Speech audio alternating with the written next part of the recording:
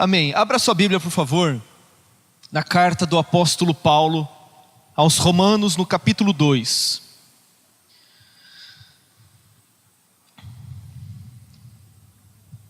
Eu tenho uma profunda convicção no meu espírito a respeito dessa palavra a ser ministrada nessa noite. Tem algumas palavras que são interessantes e a forma como Deus ministra o meu coração. E essa noite eu fiquei com essa mensagem a noite inteira, como que se ficasse martelando na minha consciência, e embora dormindo eu ficava com ela no meu pensamento, né? A partir do verso 1, o apóstolo Paulo diz assim: portanto, és indesculpável ao homem, quando julgas quem quer que sejas, porque no que julgas a outro, a ti mesmo te condenas, pois praticas as próprias coisas que condenas. Bem sabemos que o juízo de Deus é segundo a verdade contra os que praticam tais coisas. Tu, ó homem, que condenas os que praticam tais coisas e fazes as mesmas, pensas que te livrarás do juízo de Deus? Ou desprezas a riqueza da sua bondade e tolerância e longanimidade, ignorando que a bondade de Deus é que te conduz ao arrependimento? Mas segundo a tua dureza e coração impenitente, acumulas contra ti mesmo ira, para o dia da ira e da revelação do justo juízo de Deus, que retribuirá a cada um segundo o seu procedimento. Versículo 7. A vida eterna aos que, perseverando em fazer o bem, procuram glória, honra e incorruptibilidade, mas ira e indignação aos facciosos, que desobedecem à verdade e obedecem à injustiça. Tribulação e angústia virão sobre a alma de qualquer homem que faz o mal, ao judeu primeiro e também ao grego. Glória, porém, e honra e paz a todo aquele que pratica o bem, ao judeu primeiro e também ao grego, porque para com Deus não há acepção de pessoas. Precioso Deus, nós pedimos mais uma vez graça do Senhor sobre esta noite, em que a Tua palavra será ministrada. Ó Deus, a Tua palavra é a semente que traz vida ao nosso coração. Sabemos que o poder não está no semeador, e sim em sua semente, que é a Tua palavra. Ó Deus, pedimos para que nesta noite o Senhor nos dê o espírito de sabedoria e de revelação em seu pleno conhecimento, e que nós, Senhor, possamos ministrar a Sua palavra viva e eficaz, e que ela possa penetrar o nosso coração, Senhor, a fim de que as verdades ministradas possam produzir vida e vida abundante dentro de cada um de nós. Amém e amém. Meus queridos, a carta do apóstolo Paulo aos Romanos, com certeza de todo o Novo Testamento, esta carta tem sido a carta que eu mais tenho estudado nos últimos anos da minha vida. E certo estudioso, certo escritor, ele disse que qualquer palavra que nós pudéssemos falar a respeito desta carta, no sentido de exaltá-la, nós correríamos o risco de diminuí-la.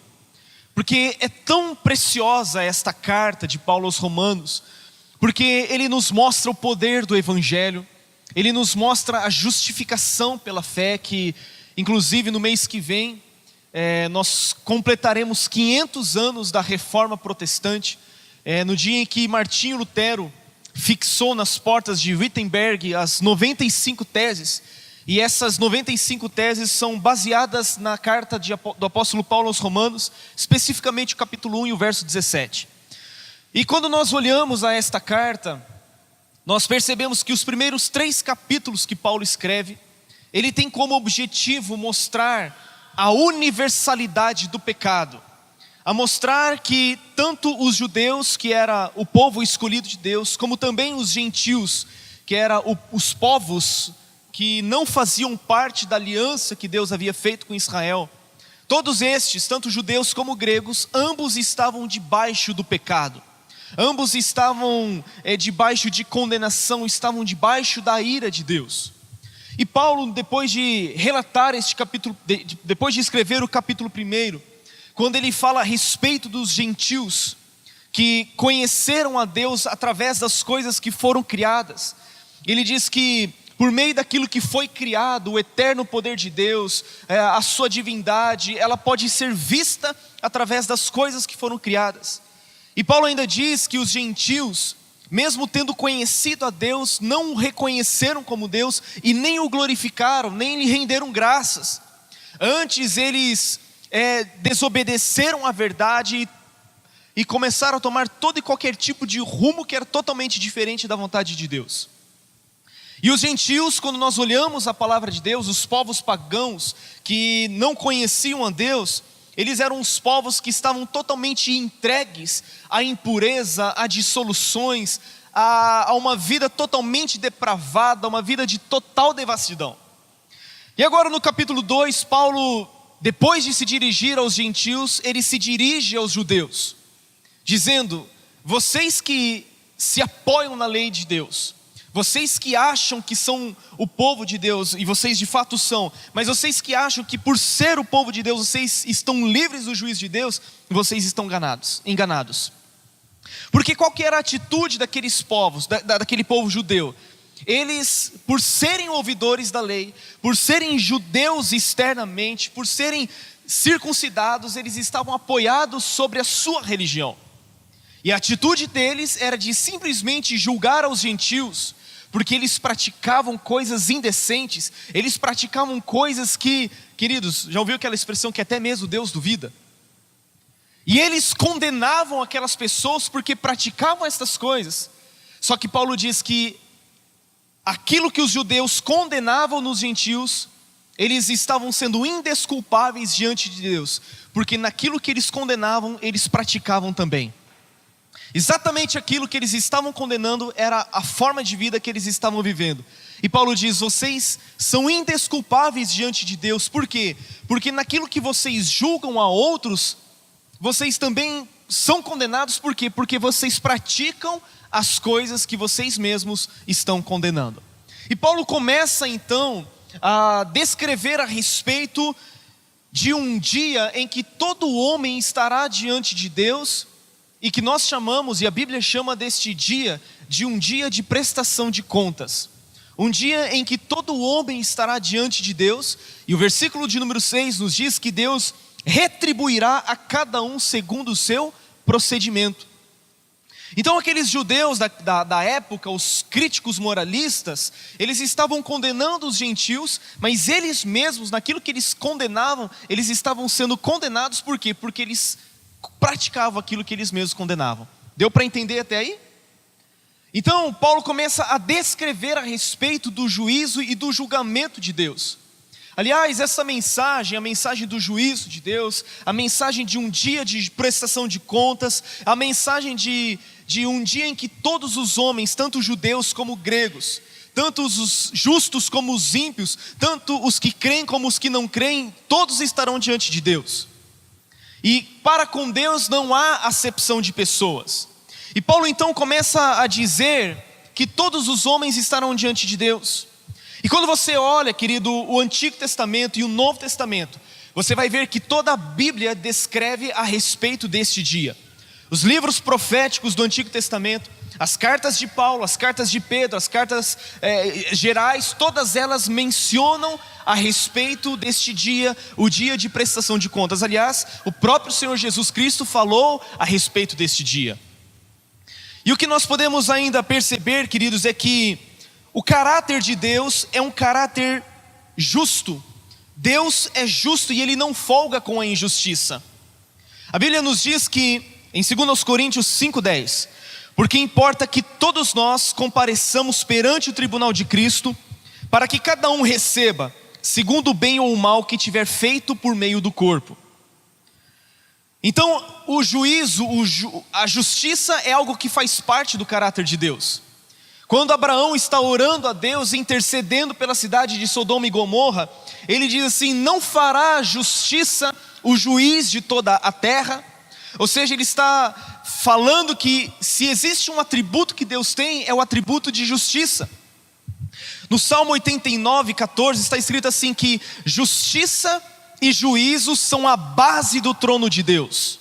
Então o trono de Deus está fundamentado sobre o quê? Sobre justiça e juízo. Então, a justiça e o juízo são coisas que fazem parte do caráter e da natureza de Deus. Talvez você possa dizer, mas pastor, estamos vivendo o tempo da graça, e é verdade. Estamos vivendo o tempo da graça e nós temos que aproveitar este tempo, porque é o tempo oportuno, é o ano aceitável do Senhor, o ano em que nós temos a oportunidade de desfrutarmos do amor de Deus, da graça de Deus e nos apropriarmos da vida eterna que nos foi outorgada em Cristo Jesus. Mas se por um lado nós estamos vivendo o tempo da graça, nós não podemos nos esquecer que este mesmo Deus de graça que manifestou seu amor por nós, Ele mesmo um dia manifestará a sua justiça e Ele julgará até mesmo as nações. A mensagem do juízo eterno, queridos, é uma mensagem que era pregada pela igreja primitiva. Os primeiros pais da igreja, os apóstolos da igreja primitiva, eles pregavam a respeito disso. É tão interessante que nas primeiras mensagens, quando Paulo, quando Pedro, eles estavam evangelizando, eles já mencionavam para aquelas pessoas que estavam ouvindo o evangelho pela primeira vez, a respeito desse dia em que Deus julgará todos os povos, em que Deus julgará todos os homens. O apóstolo Pedro, em sua primeira carta, no capítulo 4, verso 17, ele diz assim: porque a ocasião de começar o juízo pela casa de Deus é chegada. Ora, se primeiro vem por nós, qual será o fim daqueles que não obedecem ao evangelho de Deus? Então Pedro está dizendo que a ocasião de começar o juízo pela casa de Deus é chegada. Ou seja, o juízo é algo que todos estão submetidos, todos passarão por ele. Paulo, quando está em Atenas, ele diz assim, em Atos 17, 30 e 31: ora, não levou Deus em conta os tempos da ignorância, agora porém notifica aos homens que todos, em toda a parte, se arrependam, porquanto estabeleceu um dia em que há de julgar o mundo com justiça, por meio de um varão que destinou e acreditou diante de todos, ressuscitando-o dentre os mortos, que é o próprio Senhor Jesus Cristo, o Filho de Deus. O juízo eterno ainda faz parte dos princípios elementares da doutrina de Cristo. Aí eu pergunto para você, o que são os princípios elementares da doutrina de Cristo?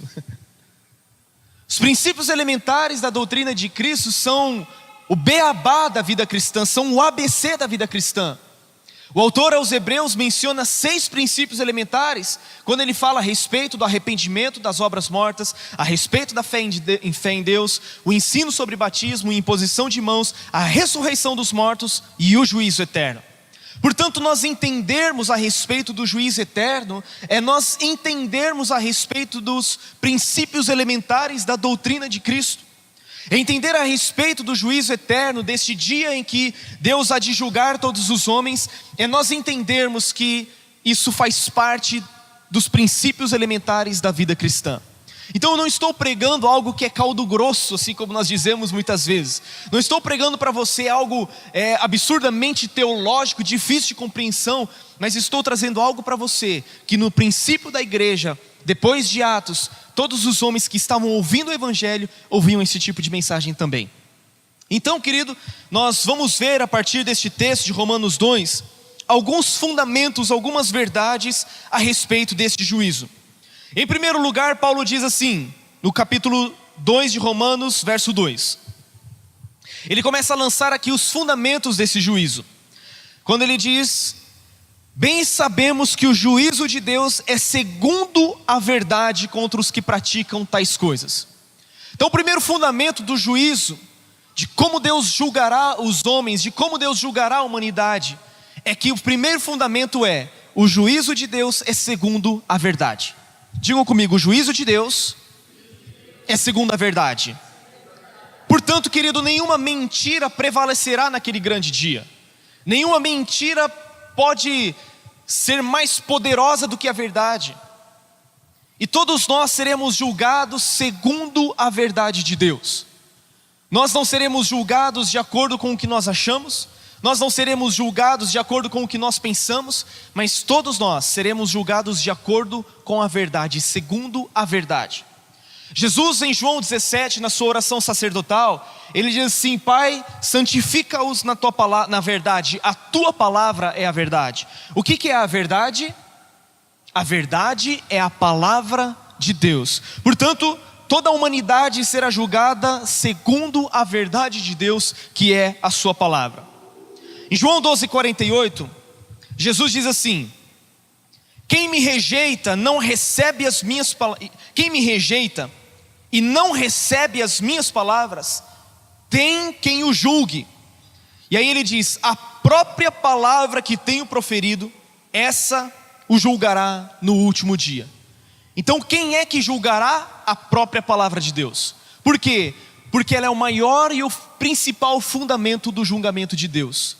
A palavra de Deus é a verdade, e nós seremos julgados de acordo com a palavra de Deus, de acordo com a verdade. Em segundo lugar, Paulo diz que o julgamento de Deus, primeiramente, é justo e é individual. Quando ele diz no versículo 5: segundo a tua dureza e coração impenitente, acumulas contra ti mesmo ira para o dia da ira e da revelação do justo juízo de Deus. Então digam comigo, em segundo lugar, o juízo de Deus é justo. E aí ele ainda diz no versículo 6, que Deus retribuirá a cada um segundo o seu procedimento. Então o juízo de Deus, primeiramente, é segundo a verdade. E em segundo lugar, ele é justo e é individual. Ou seja, é intransferível. O justo julgamento de Deus é para cada um de nós. Romanos capítulo 14, verso 12. O apóstolo Paulo diz que cada um de nós dará contas de si mesmo diante de Deus.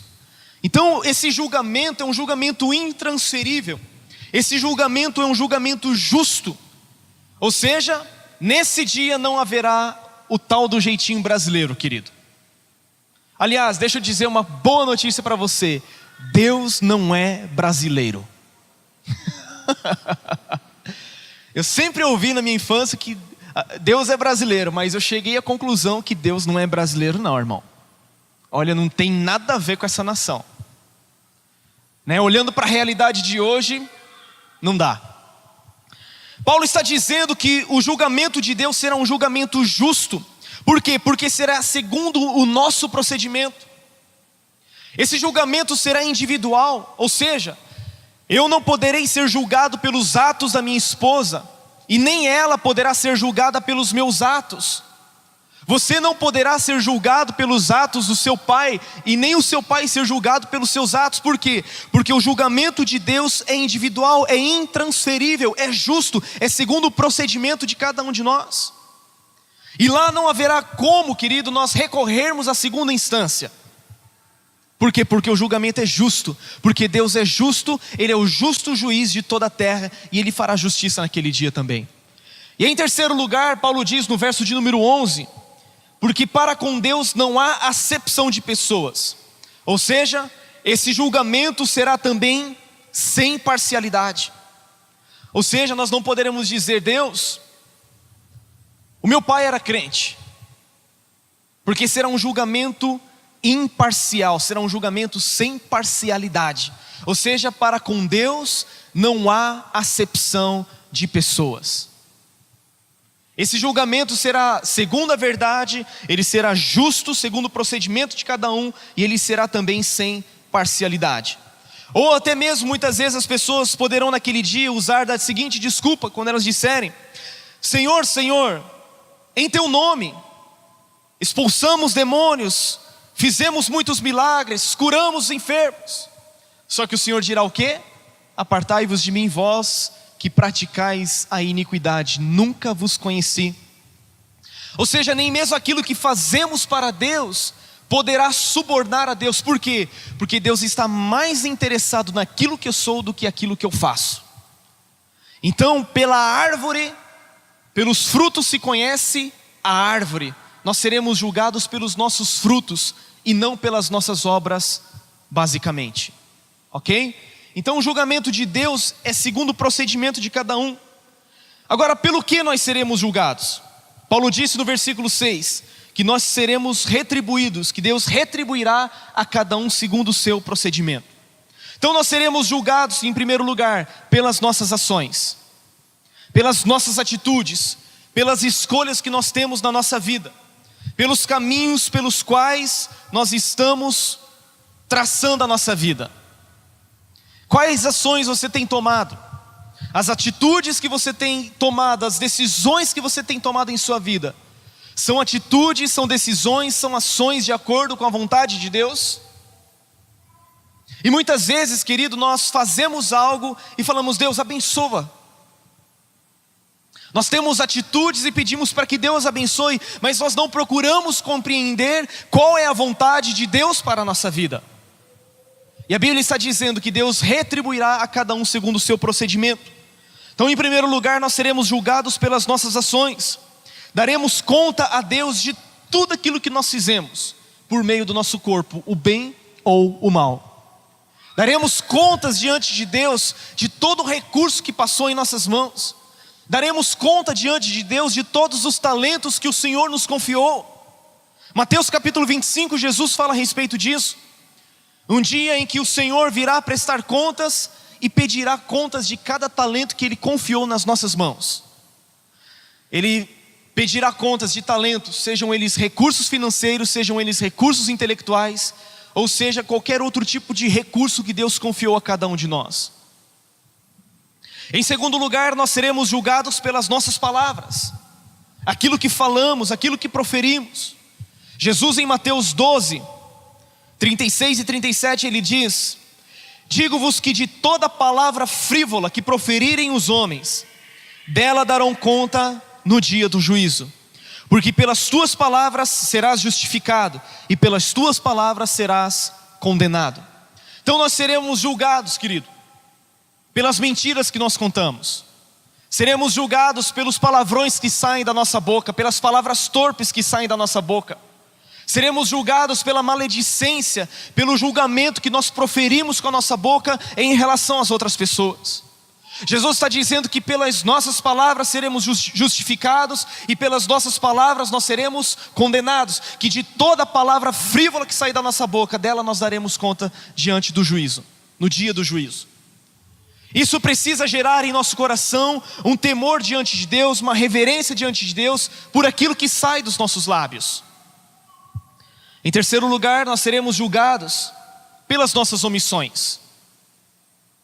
Seremos julgados não por aquilo que fazemos de errado, mas seremos julgados também por aquilo que é certo e que nós deixamos de fazer. Tiago capítulo 4, verso 17, está escrito que aquele que sabe o bem que deve fazer e não faz, nisso está pecando.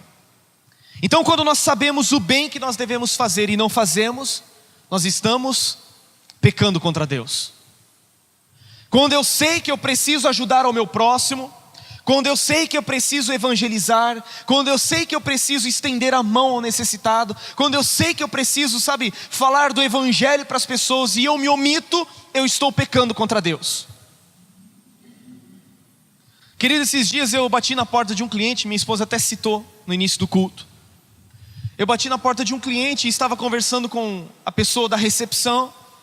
E ela disse: fulano de tal não está, não sei o que. De repente uma pessoa me interrompe. Ela pergunta para a pessoa, da recepção: escuta, tem alguma benzedeira por aqui? Falei: irmão, aí é muito desaforo, né? Falei: não é possível que o cão, o diabo, venha fazer isso na minha frente. Eu não podia me calar. E aí eu dei graças a Deus que o cliente que eu ia atender não estava. Que eu falei: dá licença só um pouquinho, vou ter que conversar com essa mulher. E comecei a falar de Jesus para aquela mulher. Ela: mas eu já pedi oração para todo pastor. Eu falei: não estou falando de oração. Eu estou falando de você ter Jesus em sua vida, de você ter a sua vida transformada. Mas eu já fui em todas as igrejas. Não estou falando, criatura, de você ir para a igreja. Eu estou falando de você ter Jesus como Senhor da sua vida, porque somente Ele pode proporcionar alívio e descanso para você. E aquela mulher, querido, me irritou tanto, que mesmo eu falando tudo isso, ela ainda foi atrás da benzedeira. Você acredita nisso? Não é para rir não, irmão, é sério. Estamos rindo de uma pessoa que está indo para o inferno? Eu sei que, é hilário o negócio. Como que é, pastor? Sempre dizia uma frase: se não fosse cômico era trágico, né? É totalmente trágico isso, querido. além de não aceitar a minha oração. Falei, Jesus amado, essa tá possessa, hein? Mas quando nós nos omitimos da nossa responsabilidade, quando não fazemos aquilo que precisamos fazer, nós seremos julgados por isso. Em Mateus capítulo 25, do versículo 31 até o 46, você pode tomar nota, depois ler na sua casa. Mas a Bíblia diz que Jesus naquele dia se assentará no seu trono de majestade, e ele separará as ovelhas dos cabritos. As ovelhas estarão à sua direita e os cabritos estarão à sua esquerda. E ele dirá às suas ovelhas que estiverem à sua direita: vinde benditos de meu Pai, entrai na posse do reino que vos está preparado desde a fundação do mundo. E aí Jesus começa a dizer: porque tive fome e me destes de comer, tive sede e me destes de beber, estive nu e me vestistes, forasteiro e me hospedastes, eu estive enfermo e você esteve presente na minha vida. E aqueles justos de repente se deparam com essa seguinte realidade e perguntam: Senhor, quando foi que nós te vimos com fome e te demos de comer, com sede e te demos de beber, e daí por diante? E Jesus diz para eles o seguinte: todas as vezes que fizestes a um destes pequeninos, a mim o fizestes. Aí a Bíblia diz que ele dirá aos cabritos, aos que estiverem à sua esquerda: apartai-vos de mim, malditos, para o lago do inferno, que foi preparado para o diabo e para os seus demônios. E aí ele diz: porque eu tive fome e não me destes de comer, tive sede e não me destes de beber, estive nu e não me vestistes, estive preso e não me visitastes, forasteiro e não fostes ver-me, e daí por diante. E aí eles perguntaram: Senhor, quando que isso tudo aconteceu e nós não te assistimos? E Jesus diz assim: todas as vezes que vocês deixaram de fazer isso, a mim vocês deixaram de fazer. Então, querido, a questão da omissão na vida cristã é uma coisa muito grave, e nós seremos julgados por aquilo que nós deixamos de fazer. Portanto, não se omita do bem que você deve fazer, não se omita da responsabilidade de pregar o evangelho às pessoas que estão à sua volta. Nós temos sido omissos, eu falo de uma forma geral e eu me incluo nessa situação, em falarmos do amor de Deus para as pessoas e até mesmo de alertarmos as pessoas a respeito deste grande dia diante de Deus, diante das quais elas estarão diante de Deus. As pessoas que estarão diante de Deus, desculpa. Nós não podemos mais ser omissos. Precisamos falar do amor de Deus, precisamos assumir a nossa responsabilidade. E eu tenho uma boa notícia para você: essa responsabilidade não é dada somente aos pastores da igreja. Essa responsabilidade é dada a cada um de nós, porque todas as vezes que nós fazemos, ao Senhor nós fazemos, e todas as vezes que nós deixamos de fazer, ao Senhor nós deixamos de fazer também. Em quarto lugar, Paulo nos mostra que ainda nós seremos julgados pelos desígnios do nosso coração. Verso 16 ele diz: no dia em que Deus, por meio de Cristo Jesus, julgar os segredos dos homens de conformidade com o meu evangelho. Então nós seremos julgados até mesmo pelas motivações do nosso coração. Seremos julgados pelos desígnios do nosso coração. A palavra de Deus é viva e eficaz, mais penetrante do que uma espada de dois gumes, e é apta para discernir os pensamentos e intenções do coração, e nada fica oculto diante dele. Então a palavra de Deus tem o poder de discernir os pensamentos e as intenções do nosso coração. Quando o texto está dizendo, de Hebreus 4:12, que a palavra de Deus discerne, a palavra ali no original grego é kritikos, que significa que ela tem a capacidade de julgar, de discernir, de perscrutar o nosso coração. Então naquele dia, até mesmo os sentimentos, as motivações do nosso coração, todas essas coisas serão trazidas à luz. Jesus, em Mateus capítulo 5, verso 28, ele diz até mesmo a respeito da forma como nós olhamos para outras mulheres. Quando ele diz assim: qualquer que no seu coração olhar com intenção impura para outra mulher, no coração já adulterou com ela. Então, queridos, nós temos que cuidar não apenas com um ato do pecado praticado, mas até mesmo com o nosso coração. cuidar com aquilo que nós colocamos diante dos nossos olhos, cuidar com aquilo que nós olhamos, cuidar com o nosso coração. A palavra de Deus nos diz em Provérbios 4:23, sobre tudo que se deve guardar, guarda o teu coração, porque dele procedem as fontes da vida. Então nós precisamos guardar o nosso coração, por quê? Porque até mesmo os desígnios dele serão julgados naquele dia. Quantos podem dizer amém? Glória a Deus. Talvez você esteja pensando, pastor, estou lascado então. Não. Não está não. Sabe por quê, queridos? Porque existe uma atitude certa para que nós não pereçamos naquele dia, nesse dia de julgamento. Paulo nos diz no verso de número 4 do capítulo 2 de Romanos, ele diz o seguinte: ou desprezas a riqueza da sua bondade e tolerância e longanimidade, ignorando que a bondade de Deus é que te conduz ao arrependimento?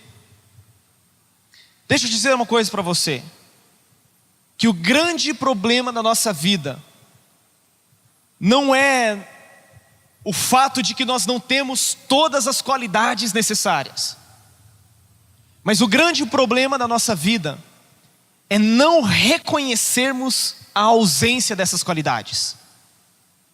Paulo está dizendo que nós não podemos desprezar a riqueza da bondade de Deus, a sua tolerância, a sua longanimidade. Então, a grande questão é nós reconhecermos o estado em que nós estamos. Sabe o que é interessante que eu enxergo neste texto? Paulo está dizendo que é a bondade de Deus que nos conduz ao arrependimento. Sabe o que deve nos conduzir ao arrependimento, querido? Porque a solução da nossa vida, a solução para não perecermos naquele dia, naquele grande dia, é simplesmente o arrependimento, o quebrantamento. Um coração quebrantado e um coração contrito, Deus não despreza. O problema é que nós desprezamos muitas vezes a riqueza da bondade de Deus, e achamos que pelo fato de Deus ser rico em bondade, de Deus ser rico em misericórdia, de Deus ser rico em perdoar, de Deus ser rico em amor, nós achamos que isso é uma licença para nós pecarmos. E nós não podemos desprezar a riqueza da sua bondade. E aí eu entendo aqui nesse texto, querido, que não é o fato de saber que Deus um dia julgará as nações, que Deus um dia julgará a humanidade, que deve me conduzir ao arrependimento.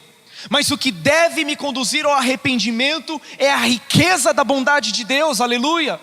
É saber que Deus é bom, é saber que o amor de Cristo me constrange, é saber que Ele é bom, que Ele é rico em perdoar, que Ele é rico em misericórdia.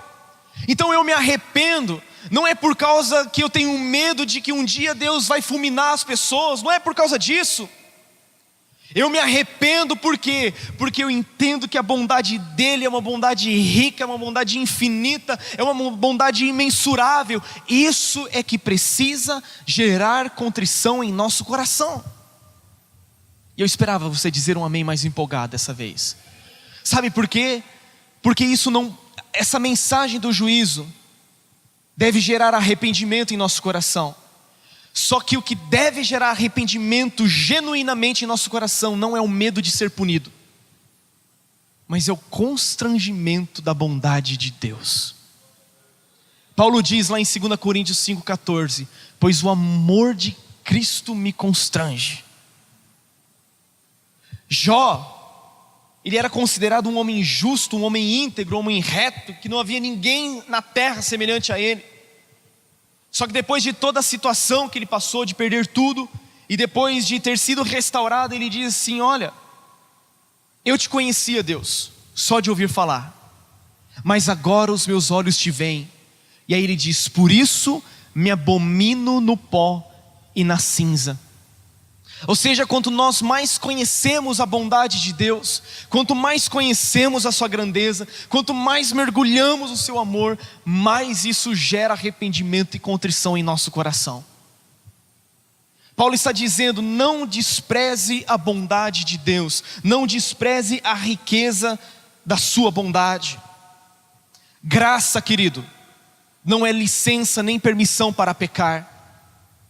Graça é um favor imerecido que deve nos levar a uma busca intensa da presença de Deus, porque a graça de Deus nos capacita a vencermos o pecado. A graça de Deus é que nos capacita e nos dá a vitória sobre o pecado, que nos dá a vitória sobre o mundo e dá a vitória sobre tudo aquilo que nos vence e nos derrota. É a graça de Deus, é a bondade de Deus, é o amor de Deus. E Paulo está dizendo: ou desprezas a riqueza da sua bondade e tolerância. A tolerância é quando Deus nos dá tempo para nos arrependermos. O Senhor diz em Apocalipse 2:21, a respeito de uma das igrejas da Ásia Menor, Ele diz: dei-lhe tempo para que se arrependesse. Olha, dei-lhe tempo para que se arrependesse. Ela todavia não quer arrepender-se da sua prostituição. Quando a Bíblia fala a respeito da tolerância de Deus, está falando do tempo que Deus nos dá para nos arrependermos, para que a gente encontre, para que a gente não despreze o tempo que Deus está nos dando.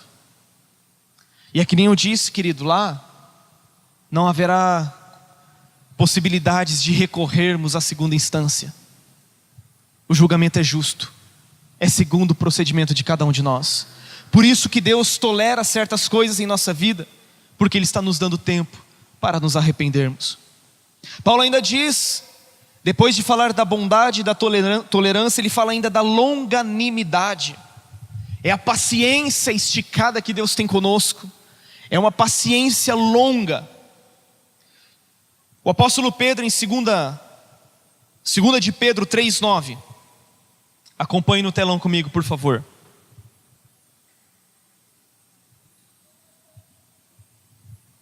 Não retarda o Senhor a sua promessa, como alguns a julgam demorada. Qual promessa? A promessa da sua vinda, a promessa do seu retorno. Então naquela época as pessoas julgavam demorada. Olha, mas desde que os nossos pais dormiram, estão falando dessa volta de Jesus e esse negócio nunca acontece. Só que olha só, não retarda o Senhor a sua promessa, como alguns a julgam demorada. Pelo contrário, Ele é longânimo para convosco, não querendo que nenhum pereça, senão que todos cheguem ao arrependimento. Então a volta de Jesus ainda não aconteceu, porque Deus está demonstrando a sua longanimidade com a humanidade, porque Ele deseja que todos cheguem ao arrependimento e não pereçam diante dEle naquele dia. Então a longanimidade de Deus é porque Deus deseja que nós nos arrependamos de qualquer coisa que seja necessário. Você pode dizer amém por isso? E aquilo que eu disse, querido, quanto mais nós nos relacionamos com Deus, quanto mais você entra num nível de intimidade com o Senhor, mais você percebe que a sua vida precisa ser transformada. Quanto mais você conhece a Deus, quanto mais você mergulha na palavra, quanto mais você entende o amor de Deus, mais você entende a sua própria miséria. É como aquela experiência do profeta Isaías. Ele já era profeta sobre a nação de Israel, ele já estava profetizando, ele dizia para a nação: ai de vós, nação pecaminosa, o boi obedece ao seu dono, mas esse povo não obedece ao Senhor, esse povo não conhece a Deus. E ele começa a profetizar vários ais, quando de repente a Bíblia nos diz no capítulo 6 de Isaías: no ano da morte do rei Uzias, eu vi o Senhor assentado sobre um alto e sublime trono. Isaías tem uma visão, querido, da glória de Deus. Ele vê os serafins por cima do Senhor, cantando, clamando uns aos outros, dizendo: santo, santo, santo é o Senhor dos exércitos, toda a terra está cheia da sua glória. E quando Isaías tem uma visão da glória de Deus, ele diz: ai de mim que vou perecendo, porque sou um homem de lábios impuros, e habito no meio de um povo de impuros lábios. E ele diz: e os meus olhos viram o Senhor dos exércitos. Os meus olhos viram o Rei. Então quanto mais nós nos relacionamos com Deus, quanto mais entramos no nível de intimidade com o Senhor, mais nós enxergamos as nossas próprias misérias. Querido, por isso, o arrependimento na vida cristã não é uma coisa única, não é uma experiência única, mas é algo que precisa ser praticado diariamente. Todos os dias cometemos erros, todos os dias cometemos falhas. Só que o problema, e Paulo diz isso no versículo 5, mas segundo a tua dureza e coração impenitente. O problema é que muitas vezes nós nos tornamos endurecidos, nós enrijecemos o nosso coração passa a ser um coração impenitente. O que é um coração impenitente? É um coração que já não se arrepende mais, é um coração que está endurecido. E Paulo diz que quando agimos dessa forma, com o coração duro, com o coração impenitente, nós estamos acumulando para nós mesmos ira, para o dia da revelação do justo juízo de Deus. Por isso o quebrantamento na vida cristã, o arrependimento, que também faz parte dos princípios elementares da doutrina de Cristo, ele precisa ser algo constante na nossa vida. Assim como nós ministramos na ceia, examine-se pois o homem a si mesmo. Só que esse autoexame não pode ser uma coisa que acontece apenas uma vez por mês antes de comer a ceia do Senhor.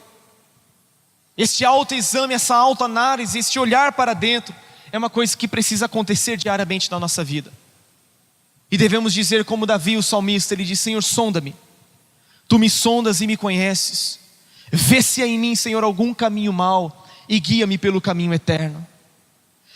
Nós precisamos deixar que a palavra de Deus entre no nosso coração, que ela seja um espelho para a nossa vida, porque somente através da palavra de Deus é que nós podemos enxergar as falhas que nós temos, aquilo que nós precisamos mudar na nossa vida. Não é alguém te dizendo, não é o homem te apontando o dedo, nem mesmo eu, talvez de repente pregando aqui para você, querido, mas quando você se expõe à palavra de Deus, você começa a perceber aquilo que precisa ser mudado e transformado na sua vida. A palavra de Deus é como um espelho, é ela que mostra a nossa realidade, é ela que mostra aquilo que nós somos diante do Senhor. Jesus diz em Mateus 5,3: bem-aventurados os humildes de espírito, porque dos tais é o reino de Deus, é o reino dos céus. O reino dos céus é dado não àqueles que possuem virtudes de santidade, não é para aqueles que possuem, sabe, atributos de santidade, mas é para aqueles que reconhecem a sua pobreza de espírito. E é assim que nós devemos nos colocar diante de Deus. E o que essa mensagem precisa gerar em nosso coração? Essa mensagem precisa gerar temor em nosso coração. Quando nós vemos, querido, a realidade da igreja, nós vemos as pessoas vivendo sem temor diante do Senhor. Nós vemos as pessoas caminhando no seu dia a dia sem temor diante de Deus. Nós vemos as pessoas tomando as suas decisões sem temor diante de Deus. E o temor do Senhor é o princípio da sabedoria. O temor diante de Deus é o que nos faz viver uma vida vitoriosa sobre o pecado e também sobre o medo. Sabe por quê? Uma mensagem dessa não pode gerar medo no seu coração. Essa mensagem, esse tipo de mensagem, precisa produzir temor no nosso coração. O medo, ele te faz fugir da presença de Deus. Assim como Adão, quando viu que estava nu, ele teve medo e fugiu da presença de Deus. O medo nos faz fugir da presença do Senhor, mas o temor, ele nos faz aproximar da presença de Deus, nos aproximar diante de Deus ainda mais. Salmo 25:14 nos diz que o segredo do Senhor, a intimidade do Senhor, é para aqueles que o temem, aos quais Ele dará a conhecer a sua aliança. Então o segredo do Senhor, a intimidade de Deus, é para aqueles que o temem. É por isso que nós precisamos encher o nosso coração de temor. Precisamos deixar, querido, com que o espírito do temor do Senhor tome conta do nosso coração, para que amanhã, segunda-feira, quando você sair da sua casa para trabalhar, você saiba que Deus está com você. Você saiba que Deus está em todos os lugares. Nós criamos Criamos uma mentalidade religiosa, querido, de que nos relacionamos, sabe, de nos relacionarmos com Deus somente na igreja, de termos noção da presença de Deus somente quando nós estamos na igreja. E o temor de Deus precisa ser algo presente em nosso coração, a fim de termos as escolhas certas, a fim de tomarmos as atitudes corretas diante de Deus. Em João capítulo 3, já vamos concluir. João capítulo 3, 36. Jesus diz o seguinte: por isso, quem crê no Filho tem a vida eterna. Aleluia. O que todavia se mantém rebelde contra o Filho não verá a vida, mas sobre ele permanece a ira de Deus.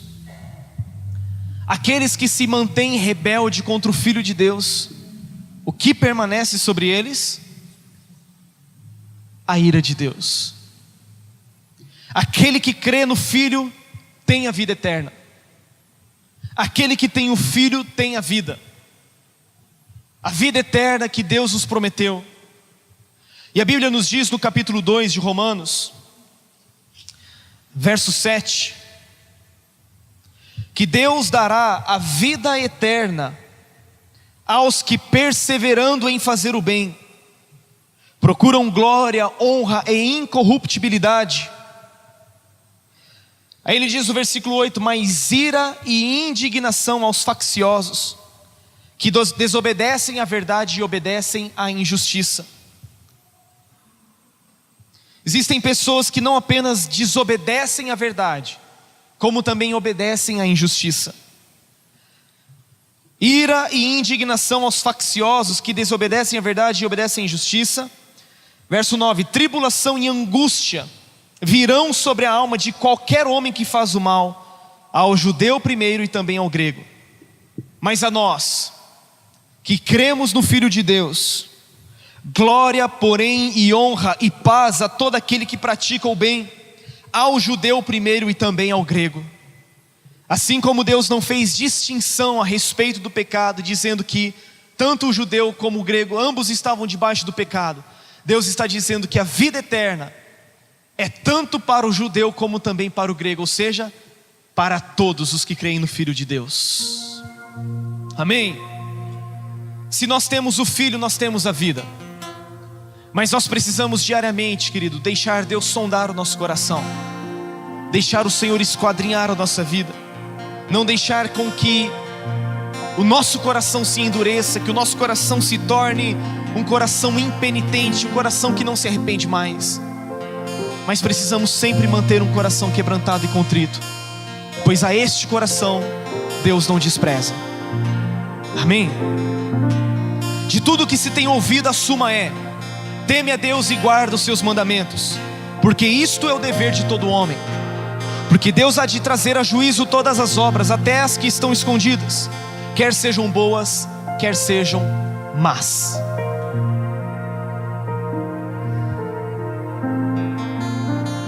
Agora deixa eu dizer para você, por que eu prego uma mensagem dessa? Pastor, por que você está pregando isso? É tão duro. Eu sei que é duro. Essa semana eu estava conversando com o Robinho, e eu disse para ele que tem mensagens que são mais fáceis de nós ministrarmos, assim como para eles tem música que é mais fácil de ministrar. E tem palavra, querido, que não é fácil de ministrar. Só que eu não posso ficar aqui massageando o seu ego. Eu não estou aqui para isso, querido. Estou aqui para te pregar o Evangelho. O meu desejo, o meu clamor diante de Deus é para que eu pregue para vocês aquilo que os apóstolos pregavam. Porque a igreja está fundamentada, a igreja está edificada sobre o fundamento dos apóstolos e dos profetas. Eu não tenho outra coisa para pregar. Por isso que eu prego as boas novas, por isso que eu prego o amor de Deus, mas eu prego também o arrependimento, a necessidade de nos convertermos. É necessário, querido, nós nos convertermos. E aí eu vou te mostrar o porquê que eu prego essa mensagem. Em Hebreus capítulo 13, verso 17.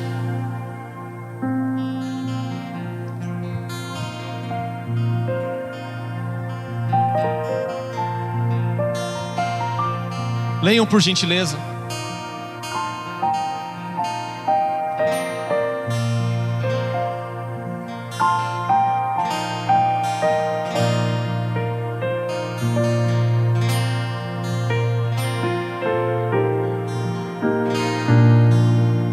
Justifica. O autor aos Hebreus está dizendo: obedecei aos vossos guias. Não estou pedindo sua obediência a mim, tá? Sendo-lhes submissos, porque velam por vossas almas. Eles vigiam, nós os pastores vigiamos por vocês. Nós choramos por vocês. Nós oramos e intercedemos pela vida de vocês. E olha só o que ele diz ainda: porque velam por vossas almas como quem há de prestar contas delas. Eu prego esse tipo de mensagem a vocês, porque eu sei que eu vou prestar contas diante de Deus pela vida de vocês. E eu não posso ser omisso. Eu não posso ser negligente com a responsabilidade que Deus me deu, que Deus me confiou. Para que o façam com alegria e não gemendo. Irmãos, às vezes a gente geme, porque isso não vos seria útil. Então nós fazemos isso porque nós tememos a Deus, porque nós velamos pela vida de vocês, e porque um dia nós prestaremos conta diante de Deus pela vida de vocês. E o meu desejo é que essa mensagem traga temor ao seu coração, não medo, não acusação, não condenação sobre você, e sim temor do Senhor. Amém? Coloque-se em pé por gentileza.